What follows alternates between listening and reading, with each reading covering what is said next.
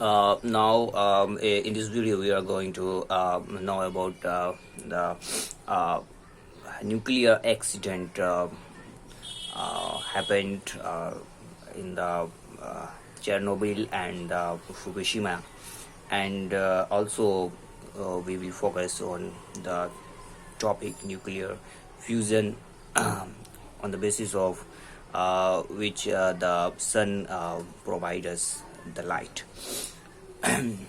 तो बात करेंगे चेरनोबिल एक जगह जगह है जो अभी यूक्रेन कंट्री में है और वहाँ पर 1986 में एक न्यूक्लियर एक्सीडेंट हुआ था। यहाँ पे न्यूक्लियर पावर प्लांट से लीकेज हुआ था और वहाँ से न्यूक्लियर रेडिएशन निकला और जो है लगभग 16,000 लोगों की मौत हो गई 1986 में। उसके बाद दूसरा एक्सीडेंट जो है फ्यूकुशिमा में देखा गया, वो जो कि जापान में है, और फ्यूकुशिमा एक्सीडेंट जो है जापान में देखने को मिला। और इसमें क्या हुआ कि यहाँ पे एक जलजला आया था, अर्थक्वेक आया था और सुनामी की वजह से वहाँ पे न्यूक्लियर पावर प्लांट जो है डिमोलिश्ड हो गया था। और उसके बाद क्या हुआ कि उसके इफेक्ट से लोगों की ज़्यादा मौत नहीं हुई।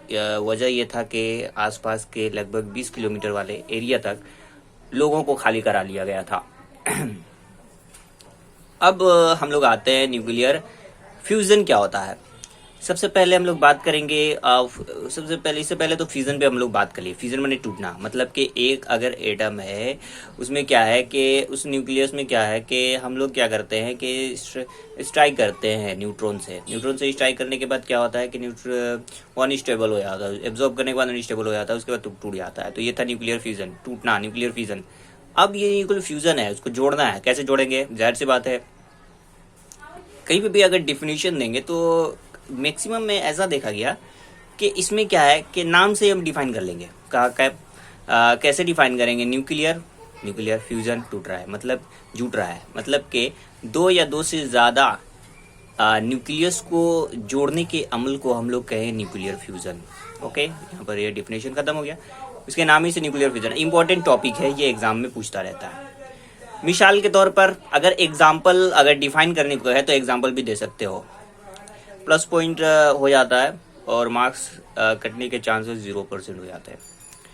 यहाँ पर अब ड्यूटेरियम की बात करेंगे। ड्यूटेरियम क्या है कि असल में ये हाइड्रोजन का आइसोटोप है H11, इसको कॉमन हाइड्रोजन कहते हैं। और H12 को ड्यूटेरियम कहते हैं और H13 को ट्रीटियम कहते हैं। तो ये था कॉमन हाइड्रोजन, ये है ड्यूटेरियम और ये ट्रीटियम। ठीक है, न्यूक्लियर फ्यूजन के मामले में हम क्या करेंगे? दो ड्यूटेरियम लेंगे, ठीक है, और इसके बाद क्या होगा? दो ड्यूटेरियम को एक साथ जोड़ेंगे। जोड़ने के बाद क्या होगा? हमको पता है, दो जोड़ने को न्यूक्लियर फ्यूजन कहेंगे। फ्यूजन होने के बाद यहाँ पर हीलियम निकलेगा। यहाँ पर जो है ट्रीटियम, यहाँ पर क्या लिखा हुआ है? ट्रीटियम न्यूक्लियस नहीं, यहाँ पे हेलियम होगा। हेलियम बनता है और प्रोटॉन बनता है, हेलियम और प्रोटॉन। और साथ में जो मिलता है वो बहुत ही ज्यादा इंपॉर्टेंट है। कहा तब का large amount of heat, mega electron volt energy निकलता है। Mega, very very very very high, काफी ट्रेमेंडस अमाउंट ऑफ एनर्जी वहां से रिलीज होता है और जिसको जो है हम लोग यूज कर सकते हैं अभी डिफरेंट डिवाइस को रन करने के लिए इसका इस्तेमाल किया जा सकता है। ठीक है, अब देखो कि जो सूरज की और सितारों में जो तवानाई होती है, इसमें क्या है कि जो सन है और जो स्टार्स है वहाँ पे क्या है कि न्यूक्लियर फ्यूजन होता है, जिसकी वजह से सन अपना जो लाइट जो होता है यहाँ पर अभी मुसलसल तौर पर देता रहता है, उसकी रोशनी कभी खत्म नहीं होती है। क्यों? क्योंकि वहाँ पर जो है न्यूक्लियर फ्यूजन हो रहा है। मतलब कि यही है कि यहाँ पर दो हाइड्रोजन जो है मिल रहे हैं। हाइड्रोजन मिलने के बाद क्या हो रहा है कि यहाँ पे देखा गया कि लार्ज अमाउंट ऑफ एनर्जी निकल रहा है, बहुत ज्यादा, इतना ज्यादा कि देखो कि इस एग्जांपल से समझ सकते हो कि सूरज इतना दूर है और दूरी के बाद इतना दूरी के बाद भी उसकी हरारत रोशनी यहाँ तक पहुंच पा रही है। तो ये ऐसा कैसे होता है कि सूरज में इस तरह से न्यूक्लियर रिएक्शन होता है? हाँ, ये सूरज में न्यूक्लियर फ्यूजन होता है।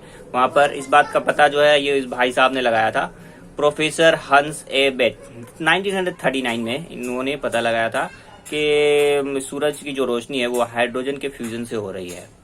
और ये जो अमल होता है, ऐसा नहीं कि दो ड्यूटेरियम को रख दिए बस हो गया, नहीं, उसके लिए काफी ज्यादा very high temperature and very high pressure चाहिए इसको। हाई टेम्परेचर हाई प्रेशर तभी होगा, नहीं तो नहीं होगा।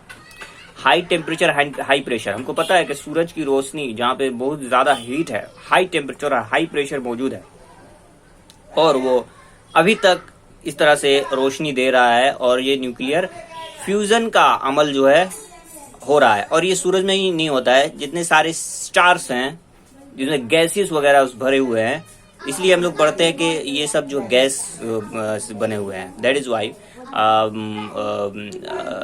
ये high amount of energy provide करते हैं और हम तक ये पहुंचता है। नाउ हम लोग क्या करेंगे कि अगर इसके अलावा अगर कोई क्वेश्चन हो तो कमेंट बॉक्स में पूछ सकते हो। उसके बाद जो है इंशाल्लाह नेक्स्ट चैप्टर पढ़ा जाएगा। ये न्यूक्लियर जो है ख़त्म हो गया। Okay now